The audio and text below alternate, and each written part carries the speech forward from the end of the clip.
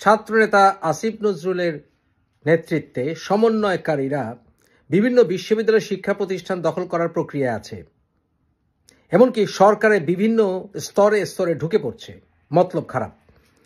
ছাত্র দলের উচিত হবে, যা বলেছিলাম, ঢাকা বিশ্ববিদ্যালয় সহ সকল বিশ্ববিদ্যালয়ে শিক্ষা প্রতিষ্ঠান নিয়ন্ত্রণ নিতে হবে এখনই, right now, as soon as possible. Dhaka বিশ্ববিদ্যালয়ের ভিসিকে উচ্ছেদ করতে হবে। এই ভিসি ঢাকা বিশ্ববিদ্যালয়ে রাখা যাবে না, কারণ এখানে নিয়োগে জামাত খেলা খেলেছে, অ্যাকসেপ্টেবল না। প্রো ভিসিকেও উচ্ছেদ করতে হবে। আমি শিক্ষকদেরকে সহজে উচ্ছেদ করার পক্ষপাতী নই, কিন্তু যখন তারা একটি অনির্বাচিত সরকারের অধীনে বেশি বাড়াবাড়ি করবে তখন রেজাল্ট তো খারাপ হতেই হবে না। এদেরকে বেয়াদব বানিয়েছে ছাত্রনেতা, সমন্বয়কারী ছাত্রনেতা আসিফ নজরুল। কারণ আসিফ নজরুলকে আর শিক্ষক বলা যায় না। সে ইতিহাসের একটি নজির সৃষ্টি করেছে, তা হচ্ছে শিক্ষক ছাত্রদের কাতারে নেমে এসে ছাত্র আন্দোলনে মেতেছে। শিক্ষকরা ছাত্রদের পক্ষে মতামত দেবে, এমনকি শিক্ষকরা দেশের রাজনীতি সম্পর্কে নিউট্রাল মতামত দেবে, জ্ঞানগর্ব কথা বলবে। কিন্তু বরাবরই আসিফ নজরুল আচরণ করেছে ছাত্র নেতার মতো। তার ফেসবুকে স্ট্যাটাস থেকে শুরু করে প্রত্যেকটির পেছনে দেখা গেছে যে সে ছাত্র নেতার, এমনকি সমন্বয়কারী ছাত্র নেতার ভূমিকা পালন করেছে। যখন সমন্বয়ক ছাত্রদের মধ্যে একজন মাত্র শিক্ষককে দেখা যায় ছাত্রদের মতো রাজনৈতিক বক্তব্য ঝাড়ছে, তাকে আর শিক্ষক বলা যাবে না। শিক্ষকরা সকল ছাত্রদের শিক্ষক। আসিফ নজরুল কি ভুলে গেছে যে ছাত্রলীগের কর্মীরাও তার ছাত্র? সে তখন বিষোদগার ছড়াচ্ছিল, তখন সে কি ভুলে গেছে যে তার একটি কথায় তার ছাত্রলীগ ছাত্ররাও বিপদে পড়তে পারে?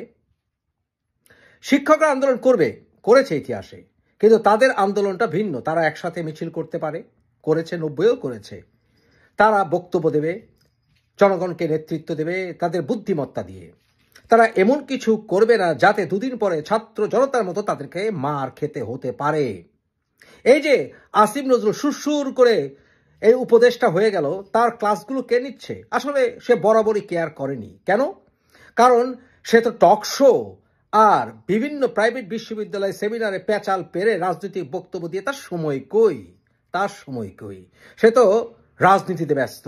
সমন্বয়কারী ছাত্রনেতা আসিফ নজরুল।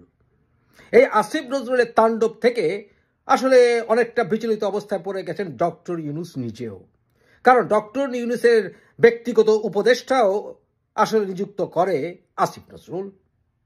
আসিফ নজরুলের কথা এবং তার উপদেষ্টাদের কথায় এখন বিপাকে পড়ে আছে না বিশ্বাস ওঠার মতো ডক্টর ইউনূস। দেখলাম একজন সমন্বয়কারী আবার বলছে 48 ঘন্টার ভেতরে রাষ্ট্রপতিকে উৎখাত করতে হবে, কারণ রাষ্ট্রপতি নাকি শেখ হাসিনা সরকারের নিযুক্ত। সমন্বয়কারীরা, তোরা কি সামান্যতম বুঝিস যে সংবিধান কাকে বলে? সরি, তুই তো অক্কা করে কথা বলতে হচ্ছে, কারণ যখন তোমরা বেড়ে যাবে বেশি।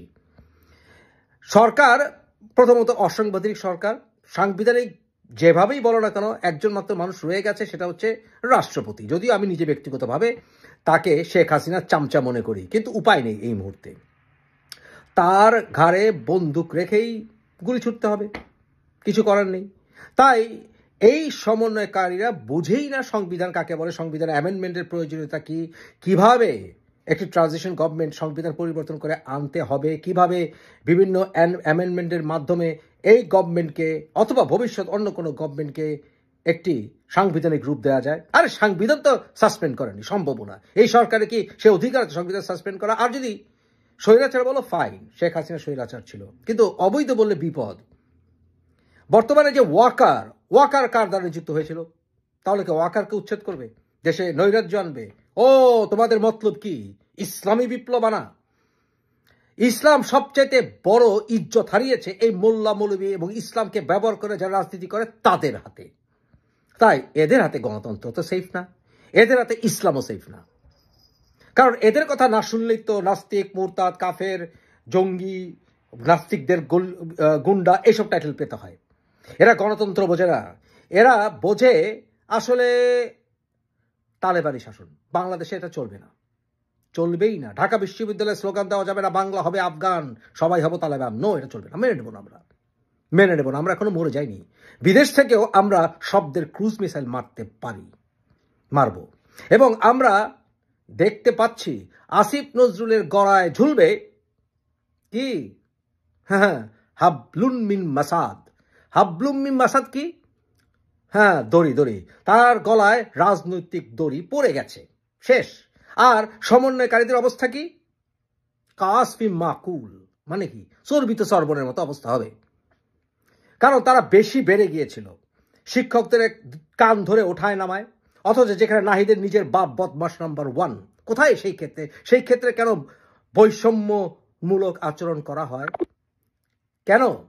তাহলে এখন প্রশ্ন হচ্ছে, আসিফ নজরুল বেয়াদবি শেখালো কিভাবে? বটতলায় কোরআন পড়ানোর ব্যাপারে সে ডিন স্যারকে ধমক দিয়েছিল, সেখানে তো উস্কে দিয়েছে সকল বিশ্ববিদ্যালয়, সকল শিক্ষা প্রতিষ্ঠানে শিক্ষকদের অপমান করার রাস্তা।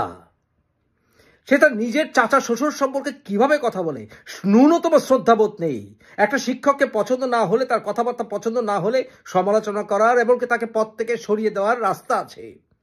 বেয়াদবি শিখিয়েছে এরাই, সুতরাং উৎখাত করতে হবে এদেরকে। গণতন্ত্র দ্রুত ফিরিয়ে আনার জন্য, জনগণ নির্বাচিত সরকার স্থাপন করার জন্য এই সরকারের টালবাহানার মেনে নেওয়া হবে না। প্রথম কাজ, সকল শিক্ষা প্রতিষ্ঠান থেকে সমন্বয়কারীদেরকে উচ্ছেদ করো, টোটালি, রাইট নাও চালিয়ে যাও। জাহাঙ্গীরনগর বিশ্ববিদ্যালয় তো শুধু শুরু।